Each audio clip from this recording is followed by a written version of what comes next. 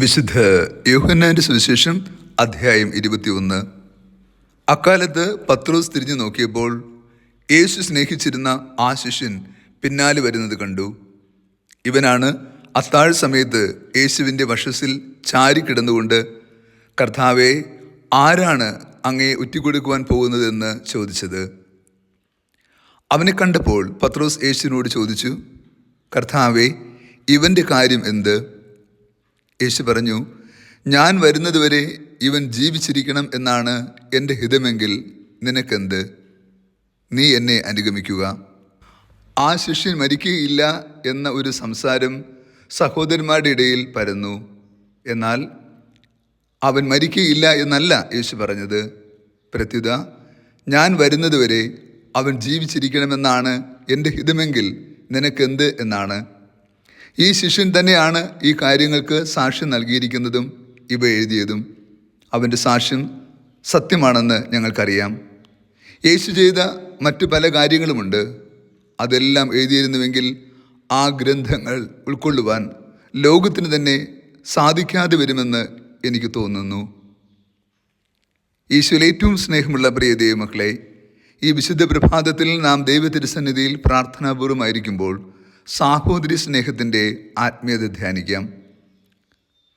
ക്രിസ്തു ശിഷ്യന്മാരിൽ ഏറ്റവും ഇളയവനായ യോഹന്നാൻ. പ്രായത്തിൽ അവൻ ചെറുപ്പമായിരുന്നു. എന്നാൽ ക്രിസ്തുവിനോട് പത്രോസ് അവന് വേണ്ടി ചോദിക്കുന്ന ചോദ്യം ഇതാണ്: ഇവൻ്റെ കാര്യം ഇനി എന്താണ്?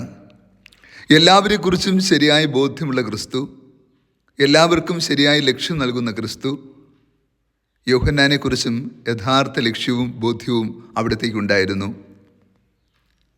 വിശുദ്ധ ബൈബിളിലൂടെ നമ്മൾ അനുയാത്ര ചെയ്യുമ്പോൾ ഈ യോഹന്നാൻ ക്രിസ്തു ദർശനത്തിൻ്റെ പൂർണ്ണതയിലേക്ക് നയിക്കപ്പെട്ട അപ്പോസ്തലനാണ്. അദ്ദേഹത്തിൻ്റെ ജീവിതം വെളിപാടിലൂടെ സ്വർഗീയ ദർശനത്തിൻ്റെ അടയാളം ഭൂമിക്ക് നൽകുവാൻ വരെ കാരണമായി. യോഹന്നാൻ്റെ സുവിശേഷമാണ് ഏറ്റവും ക്രിയാത്മകമായ ദൈവശാസ്ത്രപരമായ സുവിശേഷം. ക്രിസ്തു ചെയ്ത എല്ലാ അത്ഭുതങ്ങളും അടയാളങ്ങളും, ക്രിസ്തു പഠിപ്പിച്ച എല്ലാ പഠനങ്ങളും വിശുദ്ധ ഗ്രന്ഥത്തിൽ എഴുതപ്പെട്ടിട്ടില്ല. ഈ യോഹന്നാൻ അപ്പോസ്തലൻ തന്നെ അത് സാക്ഷ്യപ്പെടുത്തുകയും ചെയ്യുന്നു. ക്രിസ്തു ചെയ്ത എല്ലാ അത്ഭുതങ്ങളും അടയാളങ്ങളും പഠിപ്പിച്ച പഠനങ്ങളും ഈ ഗ്രന്ഥത്തിൽ എഴുതപ്പെട്ടിരുന്നുവെങ്കിൽ ആ ഗ്രന്ഥം ലോകത്തിന് തന്നെ ഉൾക്കൊള്ളാൻ കഴിയുമായിരുന്നില്ല എന്ന് അപ്പോസ്തലൻ പറയുന്നു. അതിൻ്റെ അർത്ഥമെന്തെന്നോ, അത്രമാത്രം മനുഷ്യബുദ്ധിക്ക് അഗ്രാഹ്യമായ കാര്യങ്ങൾ ക്രിസ്തുവിൻ്റെ പഠനത്തിലൂടെ, പ്രവർത്തനങ്ങളിലൂടെ നൽകപ്പെട്ടിരുന്നു. എന്നാൽ ഇത് തന്നെയും എഴുതപ്പെട്ടിരിക്കുന്നത് കർത്താവായ യേശു ക്രിസ്തുവിൽ നാം വിശ്വസിക്കേണ്ടതിനും അങ്ങനെ വിശ്വസിക്കുന്നതിലൂടെ നമുക്ക് നിത്യജീവൻ ലഭിക്കുന്നതിന് വേണ്ടിയിട്ടാണ്. അപ്പോസ്തലനായ പൗലോസ് ഈ സുവിശേഷം എഴുതുമ്പോൾ അദ്ദേഹത്തിൻ്റെ ഹൃദയത്തിലെ യഥാർത്ഥ ബോധ്യം ഈ സുവിശേഷം വായിക്കുന്ന ഓരോ വ്യക്തിക്കും നിത്യജീവൻ ഉണ്ടാകണം എന്നതാണ്. അതുകൊണ്ടാണ് അപ്പോസ്തലനായ പൗലോസ് സുവിശേഷത്തിൻ്റെ ആഴങ്ങളെക്കുറിച്ച് പഠിപ്പിക്കുമ്പോഴെല്ലാം വിശുദ്ധ യോഹന്നാൻ്റെ സുവിശേഷത്തിൻ്റെ ഏടുകൾ ആവർത്തിച്ചുപയോഗിക്കുന്നുണ്ട്. നിത്യജീവൻ്റെ സമ്പൂർണ്ണ കൃപ ഭൂമിക്ക് നൽകാൻ ക്രിസ്തു നൽകുന്ന ഏറ്റവും മഹനീയമായ കൃപയാണ് സുവിശേഷം. ആ സുവിശേഷത്തിൽ ക്രിസ്തു നമുക്കായി തുറന്നു വച്ചിരിക്കുന്നത് നിത്യജീവൻ്റെ ആത്മീയതയാണ്. അത് സ്വന്തമാക്കുവാനുള്ള ക്ഷണമാണ് ഇന്നത്തെ സുവിശേഷവും നമുക്ക് തരിക. യോഹന്നാൻ അപ്പോസ്തലൻ അറിയുകയും അനുഭവിക്കുകയും കാണുകയും കേൾക്കുകയും സ്വന്തമാക്കുകയും ചെയ്ത നിത്യജീവൻ്റെ പൂർണ്ണത ഈ കാലഘട്ടത്തിൽ നമുക്ക് പകർന്നു നൽകുന്നുണ്ട്. നമുക്കറിയാം, വിശുദ്ധ യോഹന്നാൻ അപ്പോസ്തലൻ തൻ്റെ ലാളിത്യം നിറഞ്ഞ ജീവിതത്തിലൂടെ ക്രിസ്തു സാക്ഷിയായി തീരുകയും യേശുവിനെ കൂടുതൽ സ്നേഹിക്കുകയും ആ സ്നേഹത്തിൻ്റെ ആഴത്തിൽ നിലനിൽക്കുകയും ചെയ്ത വ്യക്തിയാണ്.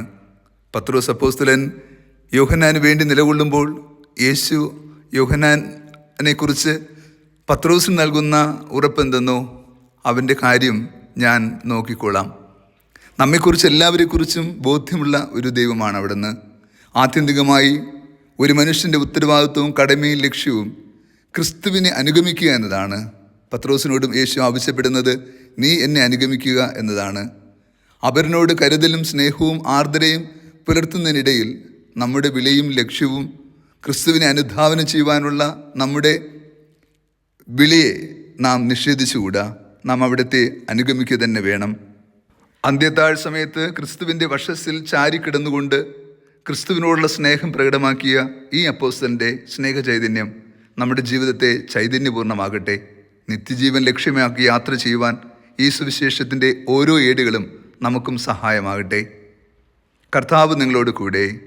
സർവശക്തനായ ദൈവം, പിതാവും പുത്രനും പരിശുദ്ധാത്മാവും നമ്മേവരെയും സമൃദ്ധമായി അനുഗ്രഹിച്ച് ആശീർവദിക്കുമാറാകട്ടെ. ആമേൻ.